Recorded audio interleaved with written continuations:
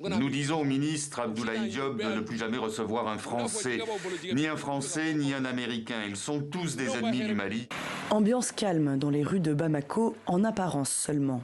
L'insécurité et les tensions explosent dans le pays ces dernières semaines. Les autorités françaises recommandent à leurs ressortissants de quitter temporairement le Mali dès que possible. La France emboîte le pas au Royaume-Uni et aux États-Unis qui avaient pris cette décision fin octobre. Dans la capitale, cette annonce est critiquée.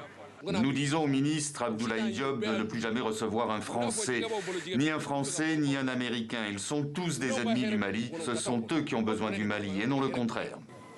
Depuis plusieurs semaines, le JNIM, du nom de ce groupe djihadiste affilié à Al-Qaïda, impose un blocus sur les importations de carburant. Tous les camions-citernes venus des États voisins sont empêchés d'entrer au Mali ou attaqués quotidiennement. Les chauffeurs prennent la route au péril de leur vie. On ne sait jamais si on rentrera vivant. Seul Dieu le sait. Si Dieu te sauve, tant mieux. Dans le cas contraire. Ce blocus vise à paralyser l'économie et étouffer Bamako et les militaires au pouvoir qui ont décidé de fermer temporairement écoles et universités. Cette décision s'explique par des perturbations dans l'approvisionnement en carburant qui affectent les mouvements des acteurs de l'école. Assimi Goïta, le général au pouvoir depuis 2 coups d'État en 2020 puis 2021, peine à endiguer les attaques djihadistes sur le terrain qui se multiplient ces derniers mois.